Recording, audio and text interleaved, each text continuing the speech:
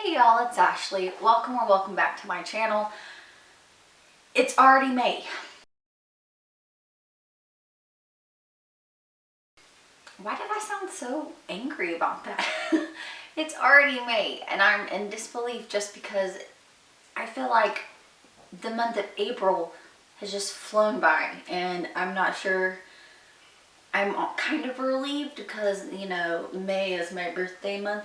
But at the same time, it's like, what did I do during the month of April? Like, I have no recollection of what I did at all. If you are not subscribed, definitely consider subscribing. I love connecting with you guys and communicating with you guys. You don't necessarily have to be subscribed, but that way you can be notified when my videos are up. You know, tell me what you're reading. Without further ado, let's get into this. Almost said May. No, this April wrap up. The first book that I read in the month of April was The Wicked Deep by Shea Ernshaw. Our main character lives in Sparrow, Oregon, and she's in this kind of isolated town. But for some reason, there is a really big tourist attraction. That is in about 1822, three sisters were drowned and murdered because the people in the town believed that they were witches and they were manipulating and stealing basically all these sons. So they are referred to as the Swan Sisters. After school is let out for a majority of the students, they will celebrate the tourist season, which is about 4 weeks, 3 weeks long. I could be wrong. There's a specific time frame where the sisters can supposedly come up from the depths and possess any of the bodies of the young women that live in that town. This basically just kind of goes through that, and it's really a cool story. I've had this sitting on my TBR shelf for a while, and I finally was like, listen, I don't know why, but I have a bunch of witchy books and I need to read them, and I just got into this like little mode where I was like, I want to read all the witchy books. So awesome book, really awesome. I believe I gave this a 3 out of 5 stars. I gave it a 4 out of 5 stars. The next book that I read was Reincarnate by Courtney. When I tell you this was one of the disturbing books, one of the most disturbing books that I read in 2021. So whenever I try to describe this book, I feel like I don't really give it justice. Essentially, this book follows 2 points of view. One is from a man named Syl Franklin, who is on his deathbed and his life was meaningless. He was miserable throughout his whole entire life. All he's ever wanted to do was kill people. That's it. He wanted to take his frustration out on other people, and he wanted to murder and do all the stuff that he never did before. So somehow he figures out how to come back to life and basically reincarnate himself into other people's bodies. I shouldn't say people, other beings' bodies. For example, one of the first bodies that he kind of switches conscious with is a cat, and you kind of see him going through like this stupid, like he ends up killing another cat, which to be honest, I wasn't a fan of that, because don't kill my cats. Don't kill my animals. Like, don't do it. I don't care. This is basically following him around as he's committing these murders, and it's just really, I have to say, and I said this in my review, this is probably one of the only books that I read, I shouldn't say only, but one of the few books that I read that portray serial killers pretty accurately. I feel like a lot of other books that are based off of fictional serial killers, they are just too contained. Like, you can kind of always guess the routine of said serial killers in those fictional books, and I feel like this one really portrayed the what the hell is going on? Like, what is he gonna do next? Like, you can't pinpoint what he's going to do. You can't guess what he's going to do other than kill people. But it's very gory, it's very graphic. There are scenes in there where Sil is taking over people's bodies, making them do things that they obviously have no consent, like they're not giving him consent. Obviously, he's an invader. He's invading their bodies. This, hands down, is nightmare fuel. I gave it a 4 out of 5 stars just because I wanted more. Like, I was left wanting more from Patrick Courtney. I wanted more of a background on Sil, but also the other point of view is the FBI agent who is tracking down the serial killer and trying to figure out how is he doing this. Like, something's going on. This isn't adding up. I'm gonna do a review. I'm probably gonna do a non-spoiler review just because I hate spoiling books for people, and I feel like some of the books, the less you know, the better. I will be doing a review on this. I'm videoing this so future Ashley can look back and say, oh yeah, I said I was gonna do that. So I'm gonna have to do it. I actually received this copy of Reincarnate by Hellbound Books. They contacted me on Twitter and was wondering if I would read the book and give an honest review. So I actually have done that. It is on my Goodreads. It is also on Amazon. Thank you, Hellbound Books, for giving me a copy. I had a blast. It was something. It was a ride, let me tell you. Another book that I got in exchange for honest review is actually an e-arc from NetGalley, and this is Every Home Needs an Elephant by Jane Heinrichs. This, I believe, is a middle grade. It's essentially about this girl who, it's the summertime, she's in between grades. Her mom is very anal retentive. She has a schedule. She sticks to the schedule. She's very strict.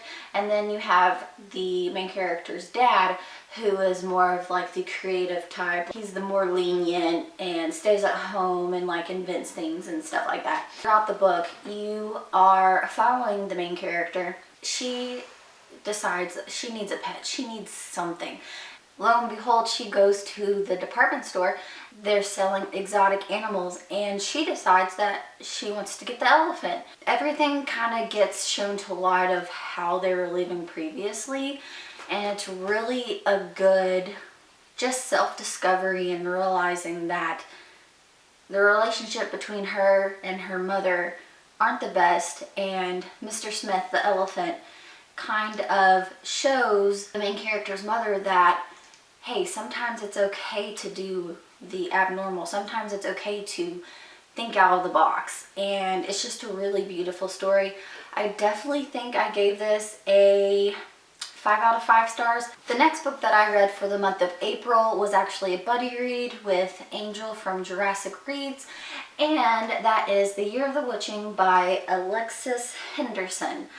I was so hyped up for this book, and I think I hyped myself up too much just because I don't know what I was expecting. Now that I think about it, I really was wanting to see a lot of the main character. Hopefully she had powers and that she was going to step into these powers, and we kind of would see that throughout the book, as well as how she's navigating her very religious and strict life in the town that she lives in. If you don't know, this is about Emmanuel, and her family has been shunned because Emmanuel's mother escaped to the dark woods where there are witches, and apparently she was accused of doing or having possible witchcraft. Unfortunately, she dies giving birth to Emmanuel, but you kind of see Emmanuel growing up. She's got no parents. She lives with her grandmother and her grandfather, who are more of her like parental figures.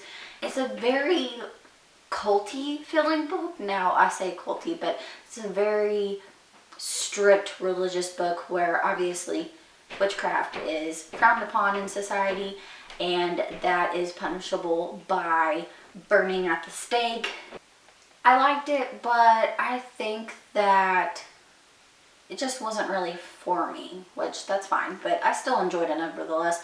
I gave it a 3 out of 5 stars. I might reread it later on down the road now that I actually know what it's about, but there was just a lot of running around, and then there wasn't really a whole lot of action-packed scenes until the end of the book, and everything felt like it was too neatly wrapped up in a bow. And this is something that I talked to Angel about, and I was just like, This seems like everything is just too happy, and there is going to be a sequel. We'll see. Another book that I read and loved was At Your Age Brown by Talia Hibbert. Talia Hibbert is amazing. I gave this book a 5 out of 5 stars.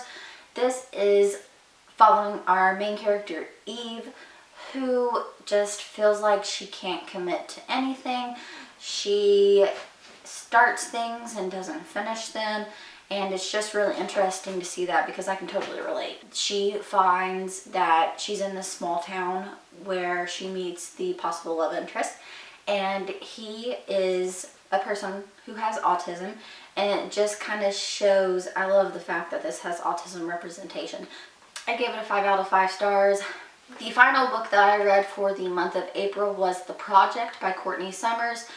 This is another book that kind of has culty vibes. It follows sisters, the youngest sister, and she is in an accident with her parents that end up killing both of her parents. The next thing that the little sister knows is that when she wakes up from the hospital that her sister isn't there. Her sister has gone to join a religious group who they live on this farm, and it's called the Unity Project. They have another prophet-like person who believes that he was chosen by God to spread the word and to redeem people for salvation, that very end of the world type of stuff. This book I gave a 3 out of 5 stars. I was just kind of That was the final book for the month of April. I'm going to start doing stats in my wrap-up videos just because it's something that I really enjoy. And for the month of April, I read 6 books. The page count for that was 1,834 pages, which the month previously I read 2,514 pages. That's fairly good. If I can read anything above 800 pages, like that's a really good month for me. I want to reiterate, it's not a contest. It's not something that you have to read a whole bunch of books during one month. That's not the case at all. It's just really fun to kind of see how far I've come from the time I started reading heavily and how many books I read back then versus now where I'm reading pretty consistently and I'm able to get through these books and really retain the information. So that's something I like to look at. If you've made it this far to the end of the video, I would definitely appreciate you putting a book emoji in the comments down below. If you did enjoy my content, please give me a like and consider subscribing. I definitely would love to connect with you and to talk books, anything about books. We'll see you guys later. See you later, bye.